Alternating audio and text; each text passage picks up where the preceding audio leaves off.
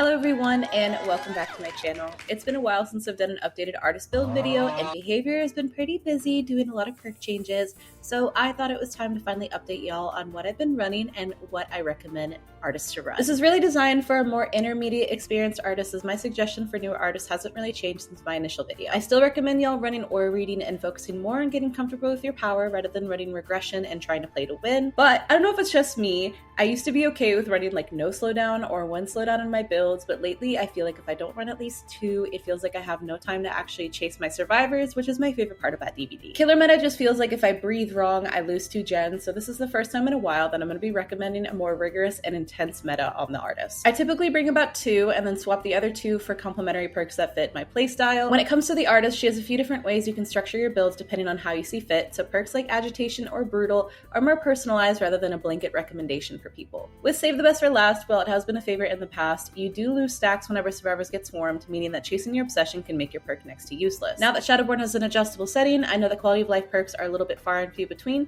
so just play around with what you think your build needs. Most of my builds that I personally run will have a blanket requirement of Lethal Pursuer, a perk that you can get from Nemesis. I don't like to play endgame all that much, so I like to get as much early game pressure as I possibly can. This just lets me know where survivors are, but it also lets me know that if I'm running into a distortion lobby, that I have to adjust my playstyle as necessary. Anything after that is really dependent on how you play artists and what you're looking for. If you're more brutalist with your crows, then focusing on chase heavy perks and regression will be more beneficial than if you mainly go for cross maps or looking for a more drawn out match to really test your skills. The first build that I'm going to recommend is going to be a build that I'm running 9 times out of 10 when I'm playing the artist. In the past, I've been a lethal, deadlock, nowhere to hide, and barbecue gamer, but unfortunately the matches haven't been as fun with that, so this is what I've resorted to. I have been bringing Lethal Pursuer, Pain Res, Pop, and either Thrilling Tremors or Barbecue. It's still mainly 2 slowdowns, but the Pop and Pain Res combo really helps manage things, as survivors are usually working on 2 gens at once, so Pain Res for one and Pop helps control the other. I'm enjoying Thrilling Tremors, but Barbecue still feels so nice in my build, especially when survivors get scared to stick to gens and can feel impossible to find. So I understand that Pop and Pain Res is a little bit boring, but it's kind of hard to just not recommend it since it's really what the meta is right now. The next build is a little bit more fun and more intuitive to a more map awareness playstyle. I personally think that Call of Brine is underrated, as the artist is one of the few killers that can take advantage of the noise notification the quickest. This build consists of Discordance, Call of Brine, Eruption to pair with Call of Brine, and No Way Out for a solid endgame perk. I am not typically an endgame perk user, as I don't like it when survivors do gens, but No Way Out is the most consistent to use in my opinion and often reaps the most benefits. If you prefer No Out or Blood Warden, you can absolutely switch it out, but if I'm doing endgame, I like No Way Out. Discordance pairs really well with Severed Hands, as does Call of Brine, especially because towards the end of the match, survivors are more likely to double up on gens to get them completed quicker. I love Eruption for its synergy with Call of Brine, so this makes for a really nice calm build to run. The other add-on can be up to the user's preference, but I like Severed Tongue for when I'm in chase, since survivors have been W spacing a lot more recently. The next one is a fun one, and it kind of requires survivors that are cheeky enough to use lockers as counterplay for the artist. The regression is a bit softer, so you'll mainly be relying on Dead Man Switch to stall gens. It's Dead Man Switch, Barbecue, Iron Maiden, and Ultimate Weapon. Ultimate Weapon is a lot of fun to run on the artist, and I personally love it because it's been so exhausting to deal with survivors that hide in corners when there's only 2 left, and this really helps negate that. Barbecue works well with Dead Man Switch because you can pretty much activate it from anywhere on the map, but you can swap it out with Grim Embrace if you've been enjoying the way that Behavior has reworked the perk. I personally don't really like Grim Embrace because I like to go for long range hits on the survivors who stick to gens, so it's more of a personal preference if you like the perk or not. Iron Maiden obviously exposes the survivors whenever they jump in and out of lockers, and because that's like one of the few kind of plays for the artist, you can use it to your advantage. For some variety, this 4th build is a Pixel Bush special, being weirdly annoying with hex perks and requiring you to be a little bit more aggressive in chase. It utilizes Pentimento, Plaything,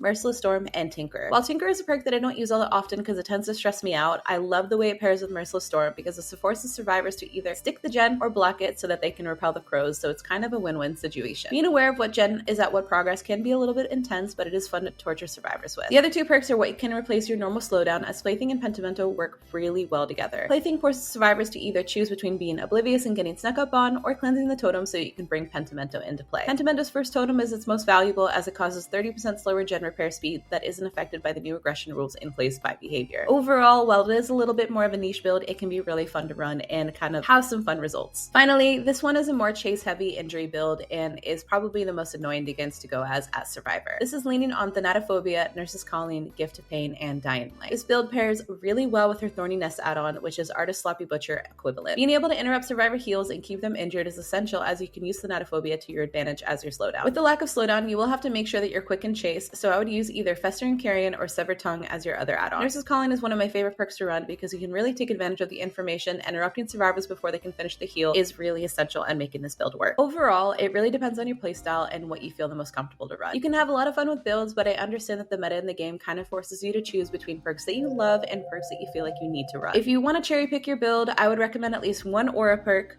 one slowdown perk, one chase perk, and then a variety perk of your choice. The artist and DBD in general has so much variety that you don't have to be stuck in one box for what to run, but understand the survivors are going to bring their meta, so you shouldn't feel ashamed about bringing yours. However, this advice does go vice versa, and remember that survivors are probably exhausted after being tunneled in camp their entire play session, so they'll probably bring a meta perk or 4.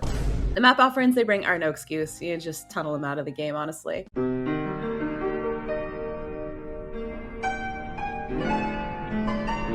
Thank you so much for watching. I hope you find a build or some perks to run that you find interesting that you might have not run before. Unfortunately, Behavior hasn't really added many perks since the artist came out that I've enjoyed running, aside from Knight's Nowhere to Hide perk. I really want a new aura reading perk to play with, but Alien Instinct and Friends of the End aren't really anything you can take advantage of more than if you had just run Barbecue. Ruin and other hexes aren't really anything I recommend because in my experience, they last a solid 30 seconds in game, and oftentimes survivors just spawn near them anyway, which is why aside from Pentimento or Plaything, I don't really recommend hexes. You can do really great hex defense as the artist if it's your priority, but you can't defend it while you're hooking survivors, so it isn't really a consistent perk to bring in my opinion. Overall, these are the builds that I find the most fun or viable to run, so if you enjoyed it, feel free to like and subscribe, and you can find all my other social medias down below, and have a good rest of your night.